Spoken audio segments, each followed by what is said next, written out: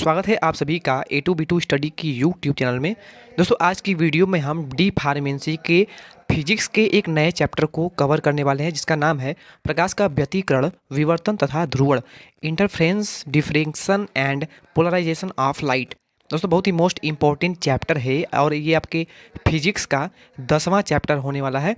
दोस्तों इस चैप्टर के थ्योरी को आज हम इस वीडियो में कवर करेंगे और आने वाले नेक्स्ट वीडियो में हम इससे बनने वाले ऑब्जेक्टिव और न्यूमेरिकल बेस्ड जितने भी क्वेश्चन बनते हैं उसको हम सॉल्व कराएंगे और समझने का प्रयास करेंगे। तो दोस्तों अगर चैनल पर पहली बार विजिट कर रहे हैं तो चैनल को सब्सक्राइब करना बिल्कुल भी नहीं भूलिए, क्योंकि हमारे चैनल पर आपको सभी प्रकार के study material free of cost available मिल जाते हैं। और अगर किसी भी प्रकार का आप PDF मटेरियल प्राप्त करना चाहते हैं तो आपको डिस्क्रिप्शन बॉक्स में हमारी टेलीग्राम चैनल का लिंक अवेलेबल मिल जाएगा, जिसे आप हमारी टेलीग्राम चैनल को ज्वाइन कर लीजिए, जिससे आपको हमारी PDF मटेरियल वगैरह मिलती रहेंगी। तो दोस्तों स्टार्ट करते हैं हमारी आज की ये क्लास को ज़्यादा से ज़्यादा अपने दोस्तों के साथ शेयर अवश्य कर दें।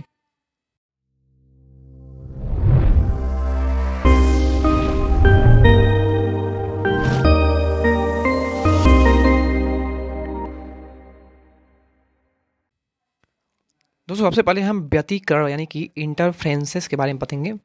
जब किसी माध्यम में समान आवृत्ति की दो तरंगें एक साथ ही एक ही दिशा में संचित होती हैं तो उनके अध्यारोपण से माध्यम के विभिन्न बिंदुओं पर परिणामी तीव्रता उन तरंगों की अलग अलग तीव्रताओं के योग से भिन्न होता है।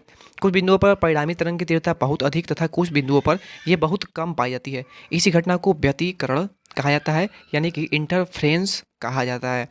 दोस्तों जब परिणामी तीव्रता तरंगों की अलग अलग तीव्रताओं के योग से अधिक होता है, यहाँ पे दो कंडीशन है। अगर तीव्रता परिणामी तीव्रता जो है वो अगर तरंगों के योग से अधिक है, यानी कि आई जो है ये आपका ये I equal to greater than equal to आपका I1 प्लस I2 अगर ये स्थिति है तो व्यतिकरण को संपोषी व्यतिकरण कहते हैं, यानी कि कंस्ट्रक्टिव इंटरफेरेंसेस कहा जाता है। यानी कि जब आपकी जो परिणामी तीव्रता होगी, यानी अगर आपके परिणामी तीव्रता I है तो I1 और I2 यानी कि अलग अलग तीव्रताएं, यहाँ पे I1 I2 I3 भी हो सकता है, तो सभी का योग जो होगा वो आपका संपोषी व्यतिकरण कहलाता है। आई थिंक आप समझ गए होंगे। नेक्स्ट आपका टॉपिक क्या है कि जब परिणामी तीव्रता तरंगों की अलग अलग तीव्रताओं के योग से कम होता है, यानी कि I जो है वो अलग अलग यानी कि I1 I2 I3 I4 इस प्रकार की तीव्रताओं के योग के अगर कम होता है तो यानी पे यहाँ पे आप देख सकते हैं यहाँ पे लेस देन का सिंबल है, तो तब क्या होता है, तब व्यतिकरण को विनाशी व्यतिकरण यानी कि डिस्ट्रक्टिव इंटरफेरेंसेस कहा जाता है। व्यतिकरण में ऊर्जा के संरक्षण का नियम का कोई उल्लंघन नहीं किया जाता है। दोस्तों ऊर्जा संरक्षण का नियम क्या है यह सब आप अच्छी तरह जानते हैं कि ऊर्जा को न ही उत्पन्न किया जा सकता है और न ही इसे किसी भी प्रकार से नष्ट किया जा सकता है। ऊर्जा का केवल एक रूप से दूसरे रूप में रूपांतरण ही संभव है। दोस्तों ऊर्जा का रूपांतरण कैसे होता है, तो हम यांत्रिक ऊर्जा को विद्युत ऊर्जा में कन्वर्ट करते हैं जनरेटर के माध्यम से, तो यही आपका ऊर्जा का रूपांतरण कर सकते हैं। व्यतिकरण में ऊर्जा के संरक्षण का कोई नियम उल्लंघन नहीं होता है। न्यूनतम तीव्रता के बिंदुओं से ऊर्जा अधिकतम तीव्रता के बिंदुओं को स्थानांतरित कर दिया जाता है या हो जाता है। पहला आपका इसमें है संपोषी व्यतिकरण यानी कि कंस्ट्रक्टिव इंटरफेरेंसेस। किसी बिंदु पर अधिकतम तीव्रता अर्थात संपोषी व्यतिकरण के लिए परिणामी तरंग की समीकरण। दोस्तों ये संपोषी आपका समीकरण व्यतिकरण का जो है वो आपका I equal to I1 plus I2 plus 2I1 I2 into cos phi है। देखिए कॉस फाई क्या है, तो कॉस फाई इक्वल टू अगर +1 रखते हैं तो फाई इक्वल टू 0, 2 पाई या फिर 4 पाई, आई इक्वल टू 2m पाई रखने पर m इक्वल टू 0, 1 या फिर 2, इसी प्रकार 3, 4, 5, 6 आपका रख सकते हैं, जो कि आपके मान के अकॉर्डिंग आपका संपोषी व्यतिकरण का मान वहाँ पे दिया होगा। जहाँ पर आपको I max is equal to I1 plus I2 2I1 I2 ये आपका मेन फार्मूला है संपोषी व्यतिकरण के ज्ञात करने के लिए। विनाशी व्यतिकरण क्या है, तो डिस्ट्रक्टिव इंटरफेरेंसेस के बारे में देख लेते हैं। किसी बिंदु पर न्यूनतम तीव्रता अर्थात विनाशी व्यतिकरण के लिए कॉस फाई इक्वल टू -1 समीकरण फर्स्ट में रखने पर क्या होगा, तो यहाँ पे फाई का मान जो होगा वो पाई, 3 पाई या फिर 5 पाई हो जाएगा। अगला आपका टॉपिक क्या है, यंग का व्यतिकरण संबंधी द्विरेखा छिद्र प्रयोग, Young's double slit interface experiment. सन 1801 ईस्वी में सर थॉमस यंग नाम के एक वैज्ञानिक ने द्विरेखा छिद्र का प्रयोग द्वारा प्रकाश की व्यतिकरण को दर्शाया है, यानी उसको डिफाइन किया है। द्विरेखा छिद्र का यह व्यतिकरण प्रतिरूप वास्तव में फ्रिंजों का एक समूह ही होता है जो कि दीप्त तथा अदीप्त फ्रिंजों से बना हुआ है। दोस्तों फ्रिंज क्या होती हैं, आइए हम यहाँ पे नीचे देख लेते हैं। फ्रिंजों की स्थितियाँ, location of fringes on screen. एनवी दीप्त फ्रिंज की स्थिति X N equal to 2n D lambda by 2d। यहाँ पर n का मान जो है वो आपका 0 1 2 3 4 इस प्रकार हो सकता है। वहीं अगर बी में देखेंगे आप तो एनवी अदीप्त फ्रिंज की स्थिति, दोस्तों यहाँ पे ध्यान देंगे, यहाँ पे आपकी दीप्त फ्रिंज थी और यहाँ पे अदीप्त फ्रिंज है। तो अदीप्त फ्रिंज के लिए क्या स्थिति बनती है, एक्स इक्वल टू 2n-1 हो जाता है और बाकी सब आपका सेम होता है, यानी del D lambda by 2d into N equal to 0 1 2 3 4 इस प्रकार आपका बढ़ता रहता है। दोस्तों फ्रिंज की चौड़ाई ज्ञात करने के लिए एग्जाम में 1 से 2 प्रश्न निश्चित रूप से बनते हैं, इसे आप एकदम गांठ मान लीजिए, तो ध्यान से समझने का प्रयास करिएगा। फ्रिंज की चौड़ाई ज्ञात करने के लिए फ्रिंज विड्थ, व्यतिकरण प्रतिरूप में समान चौड़ाई की फ्रिंजें बनती हैं। व्यतिकरण का जो प्रतिरूप बनता है उसमें समान चौड़ाई की फ्रिंजें बनती हैं, अतः किसी भी दीप्त अथवा अदीप्त फ्रिंज की चौड़ाई जो होती है वो beta equal to D lambda by D. दोस्तों ये फार्मूला जो है मोस्ट इंपॉर्टेंट है, इसलिए मैंने इसको हाईलाइट भी कर रखा है, तो इसको आप नोट कर लीजिए और इसको आप स्क्रीनशॉट भी ले सकते हैं, क्योंकि आगे चल के इस फार्मूले पे मैं आपको 2 से 3 न्यूमेरिकल कराऊंगा, क्योंकि ये आपका मोस्ट इंपॉर्टेंट है और ज़्यादातर इसी फार्मूले पे क्वेश्चन बनते हैं फ्रिंज की चौड़ाई ज्ञात करने के लिए। दोस्तों फ्रिंज की चौड़ाई ज्ञात करने के लिए यहाँ पे बीटा दिया हुआ है, पर कहीं कहीं ये डब्ल्यू से भी डिनोट किया जाता है, तो इसको भी आप ध्यान रखिएगा। फ्रिंज की कोड़ी चौड़ाई, एंगुलर फ्रिंज विड्थ, कोड़ी फ्रिंज चौड़ाई ज्ञात करने के लिए theta equal to lambda by D होता है। लैम्डा क्या है, तो लैम्डा आप अच्छे जानते हैं कि प्रकाश की तरंग दैर्घ्य होती है। डी आपके स्रोत से पर्दे तक की दूरी और डी आपके रेखा छिद्रों की चौड़ाई कहलाती है। आगे है आपका फ्रिंज दृश्यता, यानी कि फ्रिंज विजिबिलिटी। फ्रिंज दृश्यता निम्नलिखित सूत्र से ज्ञात की जा सकती है। v equal to I max minus I min, यानी एन आई का मान जो है वो मैक्सिमम और मिनिमम को घटा देते हैं और उसके by I max plus I min यानी मिनिमम और मैक्सिमम वैल्यू को जोड़ देते हैं। यदि i1 is equal to i2 equal to 0, i0 या आई मीन इक्वल टू 0 हो तो फ्रिंज दृश्यता महत्तम होगी, यानी अधिकतम होगी, अर्थात भीज का मान जो होगा वो 1 आ जाएगा। वहीं यदि आई मैक्स 0 हो तो भी का मान -1 होगा। दोस्तों आई मैक्स का मान अगर 0 होगा तो भी का मान जो होगा वो -1 में आ जाएगा। यदि I max equal to I min हो तो भी इक्वल टू 0 होगा। इस स्थिति में व्यतिकरण प्रतिरूप दिखाई ही नहीं देगा। दोस्तों कुछ महत्वपूर्ण बिंदु देख लेते हैं। आपका A max by A mean equal to A one plus A two by A one minus A two, बहुत ही मोस्ट इंपॉर्टेंट फार्मूला है। यहाँ पर ए वन ए टू क्या है, तो ए वन ए टू आपका कला यानी कि फेज संबंध स्रोतों की प्रकाश के तरंगों की संख्या होती है। वही ए क्या है, तो ए आपका आयाम को दर्शाता है। इस फार्मूले पे आपके प्रश्न बनते हैं एग्जाम में है, और ये फार्मूले पर आपको जब क्वेश्चन सॉल्व कराएंगे तब आपको अच्छे समझ में आ जाएगा। अभी आपको ये समझ में नहीं आ रहा होगा, तो जब हम इसको क्वेश्चन कराएंगे तो आपको क्लियर हो जाएगा। आगे है आपका path difference and phase difference. पथांतर व कलांतर क्या है, एक पूर्ण तरंगदैर्घ्य यानी लैम्डा के संगत कलांतर होता है, अतः पथांतर x के संगत कलांतर डेल हो तो क्या होगा, तो lambda by 2 pi into X equal to del, X equal to 2 pi lambda by into del हो जाएगा। यानी कि अगर आप x को इधर लाने का प्रयास करेंगे, यहाँ पर 78 करेंगे तो x equal to 2 pi by lambda into del हो जाएगा। पथांतर ज्ञात करने के लिए फार्मूला होता है 2 पाई बाई लैम्डा इंटू कलांतर यानी कि फेज सीक्वेंस। ठीक है, इतना आपको समझ में आ गया होगा, और ये जो फार्मूला है इसको नोट कर लीजिएगा आप। अब चलते हैं इसके आगे क्या दिया हुआ है, फ्रिंज विस्थापन, फ्रिंज डिफ्लेसमेंट क्या है, तो यदि व्यतिकरण प्रारूप उत्पन्न करे तरंगों में एक तरंग के मार्ग में म्यू अपर्तनांक के पारदर्शी पदार्थ की टी मोटाई की एक पतली प्लेट रखी जाए तो संपूर्ण फ्रिंज प्रारूप एक नियत दूरी से विस्थापित हो जाता है, यद्यपि फ्रिंज की चौड़ाई समान रहती है। यदि एनवी फ्रिंज में विस्थापन एस है तब S equal to D by 2d mu -1 into T या फार्मूला हो जाएगा आपका। ये फार्मूला आपको याद रखना है दोस्तों, आपको फार्मूले पर ध्यान देना है, क्योंकि आपके एग्जाम में जो थ्योरिकल पोर्शन होता है वो तो नहीं पूछता है, और जो ऑब्जेक्टिव क्वेश्चन बनते हैं उसके मैं जो ऑब्जेक्टिव क्वेश्चन बनते हैं उसके बारे में तो मैं आपको बता ही दे रहा हूँ। दोस्तों अगला आपका है डिफ्रैक्शन यानी कि विवर्तन।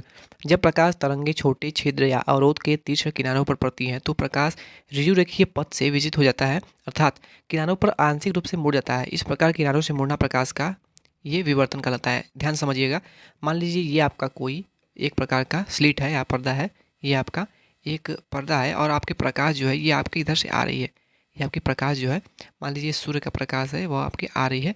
तो मान लीजिए अगर कोई यहाँ पे बिंदु है तो इस बिंदु में जब प्रकाश किरण गुजरेगी तो बिंदु से प्रकाश गुजरने के बाद आपका इधर उधर चारों तरफ किनारों पर फैल जाएगी, तो यही आपका विवर्तन कहलाता है। प्रकाश का फैलना चारों किनारों पर, ये आपका विवर्तन कहलाता है। मेन किरण जो होगी प्रकाश की वो सीधे आपके बिंदु को क्रॉस करके उस पार चली जाएगी, पर जो आपके बिंदु से टकराएगी किरण वो उसके किनारों से थोड़ी थोड़ी मुड़ जाएगी, तो यही आपका विवर्तन कहलाता है। दोस्तों अगर आपने किसी अपने खिड़की वगैरह से निकलते हुए प्रकाश की किरण को देखा होगा, तो वो प्रकाश की किरण सीधे आपके खिड़की से निकलते हुए किसी भी सरफेस पे पड़ती है, पर जहाँ से वो किरण खिड़की के किसी बिंदु से निकलती हुई है वो प्रतीत होती है, तो वो किनारों पर मुड़ती हुई या फिर फैलती हुई प्रतीत होती है। तो वही प्रकाश का ये जो घटना होती है यही को हम विवर्तन यानी कि डिफ्रैक्शन कहा जाता है। जैसे फ्राउनहोफर विवर्तन क्या है, फ्राउनहोफर डिफ्रैक्शन देखते हैं। एकल छिद्र के लिए के कारण विवर्तन जब लैम्डा तरंगदैर्घ्य एक वर्णी प्रकाश ई चौड़ाई की एकल स्लिट पर पड़ता है, तो निम्नलिखितों की स्थितियों के लिए सूत्र क्या होगा, e sine theta equal to n lambda, जहाँ पर एन इक्वल टू +1 +2 +3 +4 +4 7 ऐसे हो जाएगा अपना। और थीटा क्या है, थीटा आपका विवर्तन कोण है, यानी कि जिस कोण पे आपकी प्रकाश मुड़ती है या फिर मुड़ती हुई प्रतीत होती है वही आपका विवर्तन कोण कहलाता है। और ये कोण आपका ये इस प्रकार होता है, ठीक है। E sine theta equal to lambda ये आपका फार्मूला हो गया है। E sine theta equal to lambda ये आपका मेन फार्मूला है, e equal to e sine theta equal to lambda. यहाँ पे आप ई का मान भी ज्ञात कर सकते हैं, equal to lambda by sine theta हो जाएगा। और आप यहाँ पे साइन थीटा का मान भी ज्ञात कर सकते हैं, साइन थीटा इक्वल टू क्या हो जाएगा आपका, क्योंकि लैम्डा इधर है तो लैम्डा बाई आपका ई हो जाएगा, वही आपको यहाँ पे दिखाया हुआ है। तो आप इस फार्मूले से कई प्रकार के फार्मूले भी अपने हिसाब से बना भी सकते हैं अकॉर्डिंग टू क्वेश्चन। दोस्तों अगला हमारा टॉपिक है व्यतिकरण तथा विवर्तन में अंतर। व्यतिकरण और विवर्तन दोनों क्या क्या है, दोनों में क्या अंतर है वो हम आज जानेंगे इस वीडियो में, तो अच्छे से समझने का प्रयास करिएगा। व्यतिकरण सबसे पहले देख लेते हैं। तो व्यतिकरण दो कला संबंध स्रोतों के आने वाली प्रकाश तरंगों के अध्यारोपण से होता है। मान लीजिए कोई ऐसी तरंग है, मान लीजिए एक तरंग आपका ये हो गया और दूसरा तरंग जो है एकदम सेम उसी प्रकार का ये तरंग हो गया। दोनों तरंगे एक जैसी तरंगे हैं और दोनों की जो आवृत्तियाँ हैं और दोनों की जो कला है, यानी कि कला तो आपका यही हो गया, ये जो तरंग है ये आपका सेम कला में है, इसी को सेम डायरेक्शन कहा जाता है। ये आपका समान कला में तरंगे हैं और ये भी तरंग जो है ये भी एक ही, दोनों एक ही जैसे तरंगे हैं और इनकी आवृत्ति जो है वो भी अगर समान है, तो जब इन दोनों तरंगों का आपस में अध्यारोपण होता है, अध्यारोपण मतलब कि अगर एक तरंग ये है और आपका दूसरा तरंग कुछ इस प्रकार का है, तो जब दोनों का आपस में अध्यारोपण होता है, जब दोनों आपस में मिल जाती है, तो इसी क्रिया को व्यतिकरण की क्रिया कहा जाता है। दोस्तों आई थिंक आप अच्छे समझ गए होंगे। व्यतिकरण प्रतिरूप में सभी दीप्त फ्रिंज एक ही तीव्रता की होती हैं।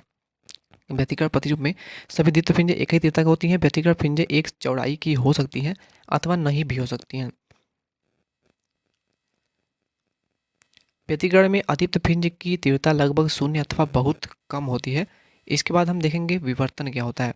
तो विवर्तन एक ऐसी क्रिया होती है, विवर्तन एक ही तरंगदार्घ्य के विभिन्न बिंदुओं से आने वाली तृतीयक तरंगिकाओं के अध्यारोपण से प्राप्त होता है। मान लीजिए ये आपका कोई स्लिट या पर्दा है और इस पर कोई प्रकाश की किरण आपतित हो रही है और ये प्रकाश किरण कोई एक बिंदु से अगर गुजर रही है, तो इसके किनारों पर आपको बहुत सारे प्रकाश मूर्ति हुई प्रतीत होगी। आप नॉर्मली अगर कोई एक ब्लेड लीजिए, जैसे कि शेविंग वगैरह किया जाता है, तो एक ब्लेड होता है, ये आपका शेविंग ब्लेड होता है, कुछ इस प्रकार का होता है।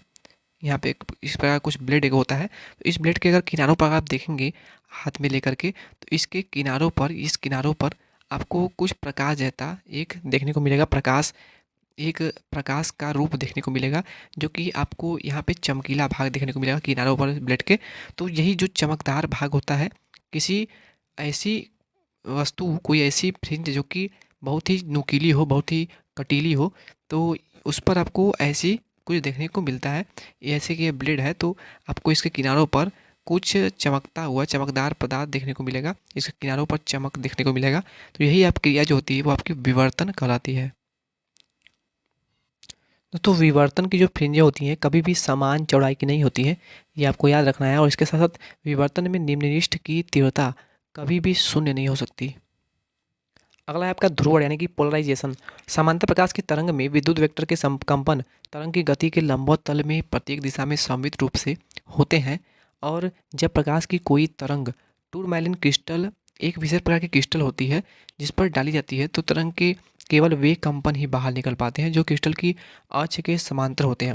इस प्रकार निर्गत तरंग में कंपन तरंग की गति की दिशा के लंबवत तल में ही होते हैं, ऐसी तरंग को समतल ध्रुवित तरंग कहते हैं और इस घटना को प्रकाश का ध्रुवण यानी कि पोलराइजेशन कहा जाता है। दोस्तों अगला टॉपिक है अध्रुवित तथा ध्रुवित प्रकाश यानी कि अनपोलराइजेशन एंड पोलराइज लाइट के बीच में क्या संबंध है। अध्रुवित प्रकाश में विद्युत वेक्टर के कंपन प्रकाश के संचरण की दिशा के लंबवत तल में सममित रूप से सभी दिशाओं में समान होते हैं और ध्रुवित प्रकाश में विद्युत वेक्टर के कंपन प्रकाश के किरण के संचरण की दिशा के लंबवत तल में होते हैं, परंतु ये सभी दिशाओं में सममित रूप से न होकर एक ही दिशा में समान रूप से संचित होते हैं। तो यही अंतर है ध्रुवित तथा अध्रुवित प्रकाश के बीच में। आगे है आपका ब्रूस्टर का नियम यानी ब्रूस्टर्स लॉ क्या है ये देख लेते हैं। परावर्तित प्रकाश में ध्रुवित प्रकाश की मात्रा आपतन कोण पर निर्भर करती है, यानी कि अगर कोई प्रकाश आपतित हो रही है तो उसकी जो परावर्तन होती है, जो भी रिफ्लेक्शन होता है, उसकी जो मात्रा होती है, ध्रुवित प्रकाश की मात्रा जो होती है वो आपतन कोण पर निर्भर करती है, यानी जो भी वो कोण पर घूमता है यानी परावर्तन होता है तो उस कोण पर निर्भर करती है। एक विशेष आपतन कोण के लिए आपतन कोण के लिए जिसे कि ध्रुवण कोण कहा जाता है। जो आपकी किरण जो मूर्ति यानी कि कोई भी सरफेस है उस पर अगर कोई भी किरण आपतित हो रही है तो वो किस एंगल पे परावर्तित हो रही है। अगर ये एंगल कोई थीटा बन रहा है और इस पे ये किरण परावर्तित हो रही है तो ये परावर्तित प्रकाश पूर्णतः समतल ध्रुवित होता है। ये जो परावर्तित प्रकाश होती है ना वो परावर्तित प्रकाश पूर्णतः समतल ध्रुवित होता है और इसे थीटा या फिर आई पी से भी डिनोट करते हैं। दोस्तों ध्रुवता को हम आई पी से डिनोट करते हैं, इसे आप याद कर लीजिएगा। परावर्तित प्रकाश पूर्णतः समतल ध्रुवित होती है तथा इसके कंपन आयतन तल के लंबवत होते हैं, यानी कि आपका जो सरफेस है उसका जो इस पे कंपन होता है वो लंबवत तरीके से होता है तथा इसके कंपन आयतन तल के लंबवत होते हैं तथा इसी को हम ब्रूस्टर का नियम कहते हैं। यानी कि प्रकाश आपकी आपतित हुई और वो परावर्तित हुई, जिस एंगल के द्वारा वो परावर्तित हुई उस एंगल के जो कंपन तल होता है, उस एंगल जो बनता है तो वो कंपन तल उस सरफेस के लंबवत होता है, यानी जो उस पे प्रकाश आपतित हो रहा है वो लंबवत होता है। तो इसी को हम क्या कहते हैं, ब्रूस्टर का नियम कहते हैं। इसे हम म्यू से डिनोट करते हैं, mu equal to tan IP इसका फार्मूला होता है, mu equal to tan IP। Next आपका है ध्रुवता ध्रुवण गुणकता यानी कि ऑप्टिकल एक्टिविटी। कुछ पदार्थ ऐसे होते हैं जिनमें से यदि समतल ध्रुवित प्रकाश गुजरे तो ध्रुवण तल को घुमा देते हैं। इस प्रकार के पदार्थों को ध्रुवण घूर्णक तल कहते हैं तथा ध्रुवण तल को घुमाने की इस घटना को ध्रुवण गुणकता कहते हैं। लैक्टिक अम्ल, ग्लूकोज, टार्ट्रिक अम्ल, गन्ने की शक्कर आदि इस प्रकार के गुण को प्रदर्शित करते हैं। ये पदार्थ भी दो प्रकार के होते हैं। कौन कौन से होते हैं, आपको बस इतना याद करना है कि कितने प्रकार के होते हैं। तो ये दो प्रकार के होते हैं। दक्षिणावर्ती घुड़क होता है। दक्षिणावर्ती घुड़क में क्या होता है, ऐसे पदार्थ जो समतल ध्रुवित प्रकाश के ध्रुवण तल को दक्षिणावर्त दिशा में घुमा देते हैं तो वो आपके दक्षिणावर्ती घुड़क हो जाएंगे, जिनमें कि आपका ग्लूकोज, क्वार्ट्ज के टुकड़े होते हैं वे आ जाएंगे। वहीं वामावर्ती घुड़क में क्या होगा, तो ऐसे पदार्थ जो कि समतल ध्रुवित प्रकाश के ध्रुव तल को वामावर्त दिशा में घुमा देते हैं तो वो आपके वामावर्ती घुड़क कहलाते हैं। इसके अंतर्गत फ्रक्टोज, क्वार्ट्ज ये आ जाते हैं। आगे है आपका पोलेराइड। पोलेराइड्स क्या है, पोलेराइड शीट या प्लेट के रूप में बनाए गए हैं। कृत्रिम ध्रुवक पदार्थ होते हैं जो समतल ध्रुवित प्रकाश का सशक्त पुंज उत्पन्न करने के लिए सक्षम होते हैं। दोस्तों पोलेराइड होते हैं ये शीट या प्लेट के रूप में बनाए गए होते हैं और ये इनका कार्य क्या होता है, ये कृत्रिम ध्रुवक पदार्थ होते हैं जो कि समतल ध्रुवित प्रकाश को, यानी जो प्रकाश समतल समान रूप से संचित होता है, का सशक्त पुंज बनाने का या उत्पन्न करने का काम में लिया जाता है इसका है, या फिर सक्षम होते हैं। आगे है मैलस का नियम यानी कि लॉस ऑफ मैलस। जब किसी ध्रुवक से आने वाला पूर्णतः समतल ध्रुवित प्रकाश किसी विश्लेषक पर गिरता है तो विश्लेषक से निर्गत प्रकाश की तीव्रता, विश्लेषक की ध्रुवता, दिशा तथा विश्लेषक पर आपतित प्रकाश के विद्युत वेक्टर के बीच कोण की कोज्या के वर्ग के अनुकुमानुपाती होता है। इसे ही मैलस का नियम कहते हैं। मैलस का नियम क्या है, आई इक्वल टू आई जीरो या फिर आई नॉट कॉस स्क्वायर थीटा। ये आपका फार्मूला मोस्ट इंपॉर्टेंट है। आई नॉट क्या है, तो आई नॉट आपका विश्लेषण पर समतल ध्रुवित प्रकाश की तीव्रता है, आई आपका निर्गत प्रकाश की तीव्रता है और थीटा यानी क्यू जो है ये आपका विश्लेषक व ध्रुवक की ध्रुवता दिशाओं के मध्य कोण है। दोस्तों यहाँ पे क्यू लिखा हुआ है पर यहाँ पे थीटा भी हो सकता है और यहाँ पे थीटा दिया हुआ है तो यहाँ पे क्यू भी हो सकता है। ये आपके एंगल को डिनोट करता है, यानी कि विश्लेषक व ध्रुवक के मध्य जो एंगल बनता है उसी को ये डिनोट करता है। तो इसमें आप कुछ भी ले सकते हैं पर यहाँ पे आप थीटा ही लेंगे, तो क्योंकि थीटा अक्सर कोण को डिनोट करता है तो यहाँ पे थीटा लेकर चलना है। तो दोस्तों ये था हमारी आज की वीडियो का ये लास्ट टॉपिक। आई थिंक आपको अच्छे से समझ में आया होगा सारा टॉपिक। और अगर वीडियो अच्छी लगी हो तो वीडियो को लाइक कर दें, और चैनल पर पहली बार विजिट कर रहे हैं तो चैनल को सब्सक्राइब कर दें। वीडियो को ज़्यादा से ज़्यादा अपने दोस्तों के साथ शेयर भी अवश्य कर दें, जिससे उन्हें भी इसका लाभ मिल सके। तो मिलते हैं नेक्स्ट वीडियो में नेक्स्ट चैप्टर के साथ। तब तक के लिए चैनल पर बने रहिए, और प्रीवियस ईयर के जितने भी क्वेश्चन और जितने भी वीडियोज अपलोडेड हैं उनको हम देखते रहिए। तो मिलते हैं नेक्स्ट वीडियो में, तब तक के लिए थैंक यू, धन्यवाद।